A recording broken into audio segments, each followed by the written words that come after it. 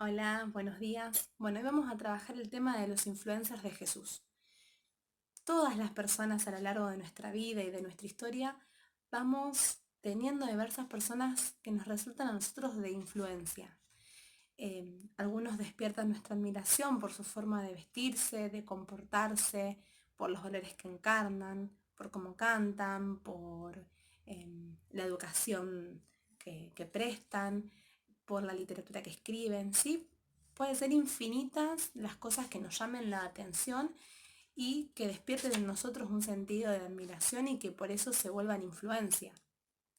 El hecho de que alguien se vuelva influencia para otro significa que la persona va a tratar de modificar ciertas conductas o lo va a llevar al discernimiento, ¿sí?, en su vida por haberse puesto en contacto con esta otra persona, ¿sí?, por esta otra persona que resulta de influencia para uno. Podríamos decir que Jesús también tuvo en su vida, en su historia, ciertas personas que resultaron de influencia. Juan el Bautista fue un hombre profundamente comprometido con su época. Palestina en ese momento estaba atravesando por momentos muy difíciles, ¿sí? La muerte de Herodes había traído una inestabilidad económica, social y política al pueblo. El poder romano cada vez estaba siendo mucho más opresor con ese pueblo. Y en cuanto a lo religioso, había muchas observancias, muchas prescripciones, muchos sacrificios y muchos rituales que al pueblo se les volvían inaccesible poder realizar, ¿sí? No tenían los medios económicos para poder realizarlos. Entonces esto hacía, ¿sí?, que el pueblo cada vez se sintiera más alejado, más impuro, eh, como más de alguna manera olvidados, ¿sí?, por Dios. Algunos se preguntaban dónde estaba Dios o por qué los había dejado solos, y otros directamente ya los ignoraban pensando que Dios los había abandonado hace tiempo y que no los quería.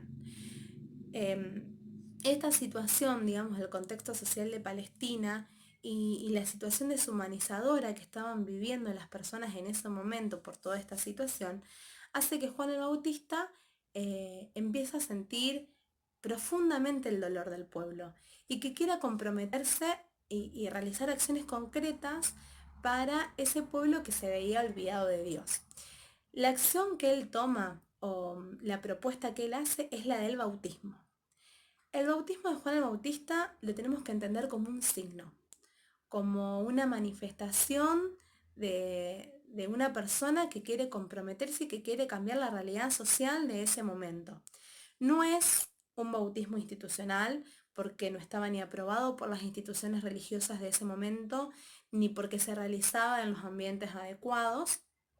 Tenemos que recordar que el bautismo lo realizaba en el río Jordán, sobre todo en la orilla del lado del desierto, también como un simbolismo particular de recordarle al pueblo su paso por el desierto, ¿sí?, para no olvidar ese Dios de la promesa de que está y que lo lleva al pueblo a la tierra prometida. Pero volvíamos a decir, si este bautismo no era institucional, sino simplemente como un signo. Él lo que buscaba hacer era denunciar la situación deshumanizadora por la que estaban pasando las personas en ese momento y hacer que las personas se despierten, recordarles que Dios estaba con ellos, ¿sí?, y que se está comprometiendo con ellos, eh, y sobre todo el llamado a la conversión, ¿sí? Esa conversión se tenía que realizar porque las personas estaban en situación de pecado. En esa época el pecado se entendía como algo estructural, como algo social. El pecado eran las relaciones que se tenían en ese momento que eran deshumanizadoras y que traían mal para las personas. Por eso había que convertirse y dejar de lado ese pecado, ¿sí? Esas relaciones eran de poder, de sometimiento, de maltrato, eran totalmente deshumanizadoras. Y por eso Juan lo que busca hacer con el bautismo es que las personas se limpien o cambien de ese pecado en el que se encontraban, ¿sí? Podríamos decir también que Juan el Bautista era un profeta, ¿sí? Los profetas del Antiguo Testamento tenían como dos misiones particulares, la de anunciar y la de denunciar. Juan el Bautista, cuando decimos que anunciaba la llegada del reino de Dios, ¿sí? O sea, esto del señorío de Dios por sobre todas las cosas, y denunciaba la situación del pueblo de Dios en ese momento, la situación social por la que estaban encontrando, ¿sí? Y esto en un llamado del pueblo de Dios a que se convierta y que crea en ese Dios, ¿sí? También podemos decir que Juan el Bautista tenía un profundo sentido apocalíptico de la situación. Él, como veía el sufrimiento de su pueblo y recordaba las promesas de Dios en las que creía y las que esperaba, sabía que en algún momento cercano y próximo iba a llegar un Mesías que trajera la liberación para el pueblo. Entonces él se propuso, ¿sí?, en su proyecto de vida personal, empezar a preparar el camino para la llegada de ese Mesías. Em, Podríamos decir que el pueblo también estaba a la expectativa, ¿sí? Ese pequeño resto fiel estaba a la expectativa de la llegada de ese enviado de Dios que los sacara de esa situación en la que se encontraban como pueblo.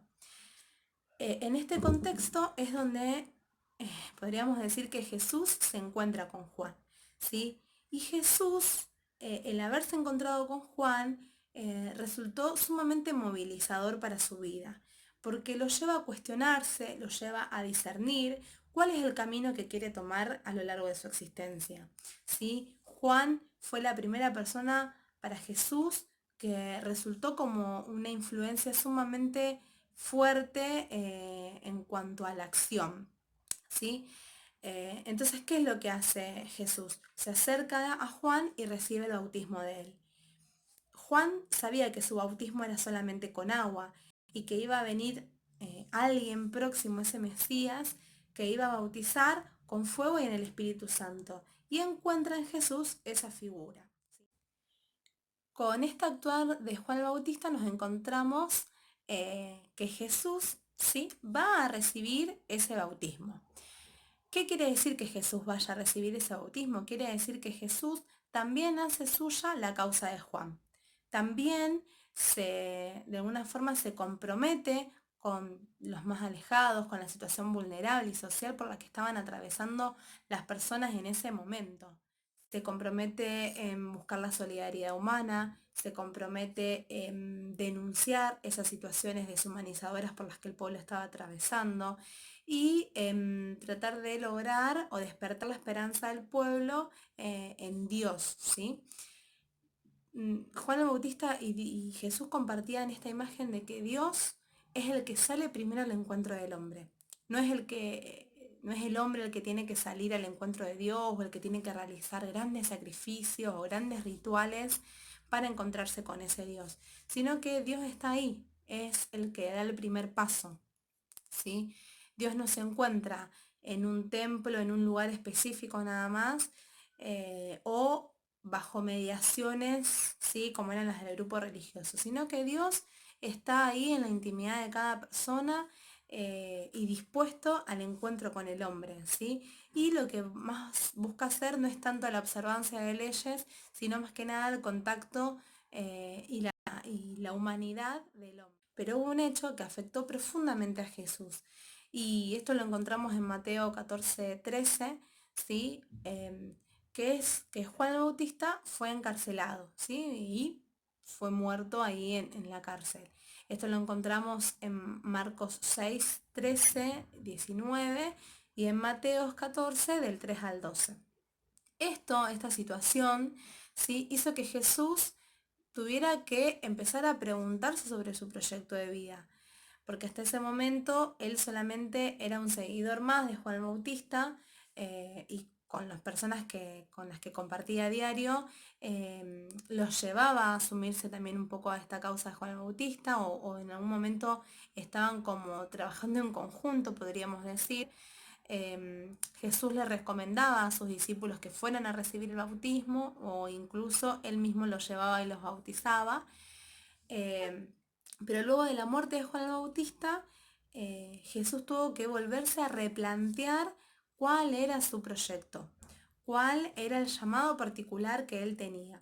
Y podríamos decir que este de haberse encontrado con Juan el Bautista le da una certeza, que es que él estaba comprometido con una causa que era la situación social de ese momento, Otra certeza que él tenía era que quería hacer la voluntad de Dios en su vida, buscaba encontrar cuál era su proyecto, su llamado particular y personal en él, que Dios había puesto, y entonces desde estas dos certezas y haciendo un discernimiento profesional, puede darse cuenta que su proyecto tiene que ver con el anuncio del reino, ¿sí? Tiene que ver con llevar el mensaje de este reino de Dios a todas las personas. ¿Qué es esto de anunciar el reino? ¿Sí? Ahora Jesús ya no era más un seguidor, sino que se volvía maestro, se volvía una persona con un proyecto concreto que era anunciar el reino. La otra persona entonces que resultó sumamente importante para Jesús fue María. María le enseñó a Jesús el hecho de asumir la vida desde forma teológica. ¿Qué quiere decir esto? Es asumir la vida desde Dios, con la confianza puesta en Dios, con la esperanza puesta en Dios. María se encontraba dentro del resto fiel, ¿sí? De los pobres de Yahvé, ella misma se definía como sierva de Dios. ¿Sí? María en su vida había escuchado la palabra de Dios, la había meditado y la había guardado en su corazón.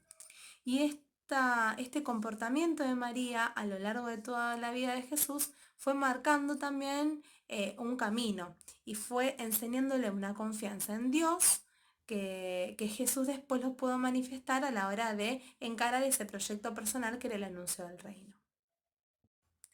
Bueno, ¿qué es esto del anuncio del reino? ¿Cuál es esto del proyecto personal de Jesús? El anuncio del reino era contarles al pueblo lo que Dios tenía pensado para ellos, ¿sí? ¿Cómo lo hacía o cómo lo llevaba adelante? A través de dos cuestiones, ¿sí? A través de los milagros, que eran hechos concretos, ¿sí? De cambios en las personas. Tenemos milagros de curaciones, tenemos milagros de cambios de vida, eh, un montón de milagros que fue realizando Jesús. Y las otras formas de llevar adelante el reino era a través de las parábolas, que las parábolas eran las enseñanzas o las palabras que Jesús decía a las personas de su época. Jesús lo podríamos definir como un hombre común, como un hombre de su época. Y eso lo vemos reflejado justamente en las parábolas. Él cuando contaba alguna enseñanza lo hacía con lenguaje común, con un lenguaje cercano, de una forma que las personas de su época la pudieran entender. Y en esto hay que tener en cuenta tres aspectos. El primer aspecto tiene que ver con la encarnación, ¿sí? Jesús justamente se mete desde dentro, utiliza la cultura, la cercanía desde ese momento, como que de alguna forma se hace accesible, pero no para bajar el misterio o para sacralizarlo y quedarse ahí abajo, sino que lo que él busca hacer es trascender o elevar al hombre en eso que le está enseñando desde lo concreto. Él utiliza esta conducta que es sumamente humanizadora, ¿sí? Desde lo humano, es desde la cercanía de la persona, desde el contexto concreto de la persona, buscar elevarlo, buscar generar algo movilizador en él. Eso como un primer aspecto. El segundo se manifiesta en diferenciar la observancia, ¿sí? De la contemplación.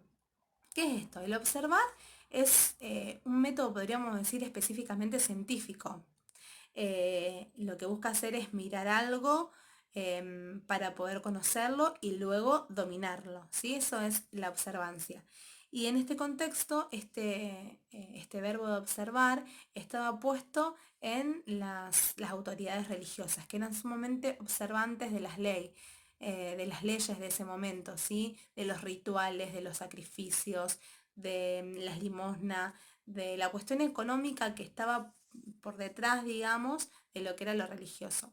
Y Jesús se manifiesta contrario a esta situación. Se manifiesta de una forma contemplativa, decía. ¿Qué es contemplar? Es admirar de alguna forma o tener una vista totalizadora de lo que es el misterio. Es encontrarse con ese misterio. Y eso se producía porque había un vínculo cercano y personal con cada una de las personas. Y después el tercer aspecto que hay que tener en cuenta es el tema del reino. ¿Qué es el reino? Acá hay una dicotomía con lo que decíamos antes de que qué se esperaba por el reino en ese momento. Acá el pueblo tenía como una necesidad y una sed de esperar a un Mesías que lo liberara de este poder romano y desde la autoridad religiosa que estaba haciendo tan opresoras para ellos. Entonces esperaba que viniera un rey carismático que pusiera orden a toda esa situación social y política y económica por la que estaban atravesando y que de alguna manera eh, mm, gobernara con gloria, con poder, como en los tiempos de David, eh, o de las monarquías, ¿sí? Del Antiguo Testamento, que gobernara de esa manera y así el pueblo volvería a ver esta manifestación de Dios, o podría gozar del descanso en la tierra prometida y de los bienes que habían obtenido gracias a Dios. ¿Sí? Entonces el pueblo estaba como movilizado o a la espera apocalíptica, ¿no? de esta situación, que Jesús en realidad en su reinado se muestra totalmente opuesto también a esta idea que el pueblo tenía. Su reinado básicamente está centrado en lo que es Dios, ¿sí? Saliendo al encuentro del hombre, Dios que nos cuida como padre, pero con gestos maternales, y en donde las relaciones ya no son más verticalistas, sino que son horizontales. ¿Qué quiere decir o por qué entendemos esto de las relaciones verticales y horizontales? En esa época tenemos que contextualizarnos en una situación sumamente patriarcal, ¿sí? En unas relaciones familiares sumamente patriarcales, en donde el pater de familia era el único referente, ¿sí? Y todas las familias tenían como su referente en su padre o en el hombre de la casa. Bueno, Jesús se muestra totalmente distante a esta cultura de su época. Él se muestra itinerante, desarraigado, libre, desapegado. Se muestra sin las estabilidades esperadas para un hombre en esa época y en ese contexto. Su identidad refleja lo que es la escucha y la cercanía, que esto a su vez genera una confianza y genera el despertar la dignidad de la otra persona con la que se encuentra. Esto tuvo una repercusión social muy grande en su momento, porque esta buena noticia, este reino en donde Dios es el centro y todos estamos y nos congregamos alrededor de Él en torno a relaciones horizontales, era una novedad. Así que las personas se empezaron a sentir mucho más como contenidas, como aceptadas por este Dios que en su momento pensaban que los había abandonado. Entonces esto hizo que el pueblo renovara sus esperanzas y empezara a volver a confiar en ese Dios, ¿sí? Jesús todo esto lo lleva adelante a través de lo que son los banquetes, podríamos decir, ¿sí? Que son las reuniones o las comidas em, en donde se trabajaba mucho esta vinculación renovada, donde todos se congregaban en torno a una mesa y se sentaban a comer y compartían la vida y se escuchaban y había una cercanía que se transformaba o que transformaba las relaciones de las personas, ¿sí? Había un clima de confianza entre todos, ¿sí? Nadie era más que nadie. Y esto nos demuestra una forma de ser de Jesús en donde no le interesan las categorías de las personas. No es que lo llama a alguien o define a una persona por cuestiones externas, ¿sí? A Jesús lo que lo moviliza era el interior de la persona. ¿Quién es la persona con la que se está encontrando en la intimidad? Em, bueno, este es un poco ese Jesús histórico que lleva un mensaje siempre de inclusión, un mensaje de opción preferencial por los pobres, un mensaje del compromiso por su época, ¿sí? Y que también nos tiene que llevar un poco a movilizarnos a nosotros y a despertar un poco a nosotros este discernimiento personal sobre quiénes somos, qué hacemos.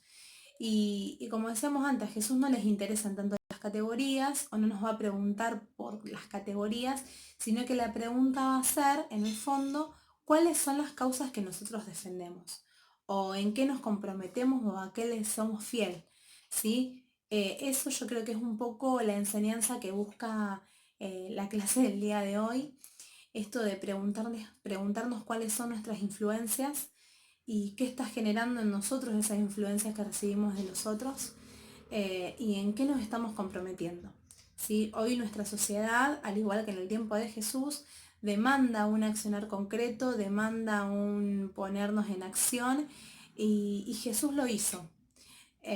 Y seguramente nosotros también estamos llamados a hacerlo de alguna manera, pero cada uno desde su propio proyecto, realizando un discernimiento y pensando cuál es la mejor forma que yo tengo de llevar a la acción eso que quiero realizar. Sí, así que bueno, eso un poco es la idea de la clase de hoy. Les mando un abrazo grande y nos seguimos encontrando.